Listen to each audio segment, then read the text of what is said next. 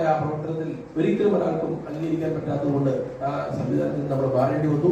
ഏതായാലും അന്ന് നിരവധി ആളുകൾ, കേരളത്തിന്റെ മുഖ്യമന്ത്രി പിണറായി വിജയൻ ഉൾപ്പെടെയുള്ള ആളുകൾ നമ്മളുമായിട്ട് അല്ലെങ്കിൽ ബന്ധപ്പെടുവാനും അല്ലെങ്കിൽ ഇടതുപക്ഷത്തേക്ക് ഇരുന്നതിനുള്ള ക്ഷണമൊക്കെ വന്നുവെങ്കിലും ഇടതുപക്ഷത്തേക്ക് പോകണ്ട എന്ന ശക്തമായ തീരുമാനമെടുത്തത് BJP നേതൃത്വം കൊടുക്കുന്ന, നരേന്ദ്രമോദി നേതൃത്വം കൊടുക്കുന്ന ഒരു ഗവൺമെന്റ് വീണ്ടും ഇന്ത്യയിൽ അധികാരത്തിൽ വരുമെന്നുള്ള ബോധ്യത്തിന്റെ അടിസ്ഥാനത്തിൽ നമുക്ക് നമ്മുടെ കേരളത്തിലെ കൃഷിക്കാർക്ക്, സാധാരണക്കാർക്ക് അല്ലെങ്കിൽ പ്രയോജനപ്രദമാകുന്ന രീതിയിൽ പദ്ധതികൾ കേരള കോൺഗ്രസ് വഴി നമുക്ക് ആശയങ്ങളോട് നമുക്ക് നടപ്പിലാക്കണമെന്നുള്ളതാണ് ഞാൻ കരുതുന്നത്.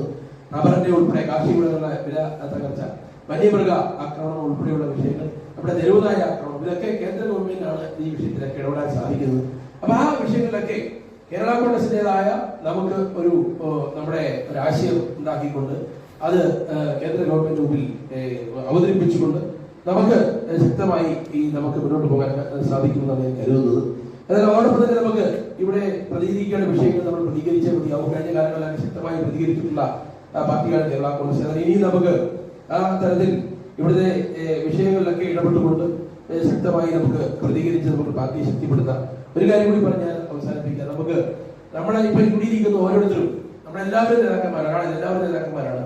നമ്മളെല്ലാവരും കൂടി കൂട്ടായി ഈ ഒരു പരിശ്രമിച്ചെങ്കിൽ നമുക്ക് വരുന്ന നാളുകളിൽ നമുക്ക് ഈ പാർട്ടിയെയും സംഘടനയെ നമുക്ക് കൂടുതൽ കരുത്തോടുകൂടി കെട്ടിപ്പടുക്കാൻ പറ്റുന്ന ഒരു സംശയമില്ല.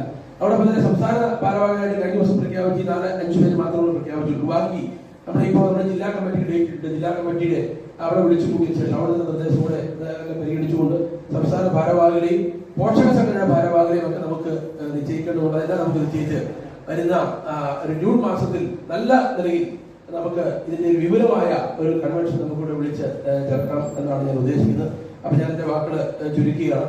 ഞാനിവിടെ ഓരോ ആളുകളും അവരെ പരിചയപ്പെടുത്തുന്നതിന് ശേഷം നമുക്ക് മറ്റു കാര്യങ്ങളിലേക്ക് കടക്കാം.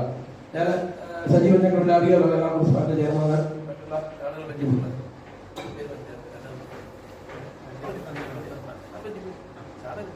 ഞാൻ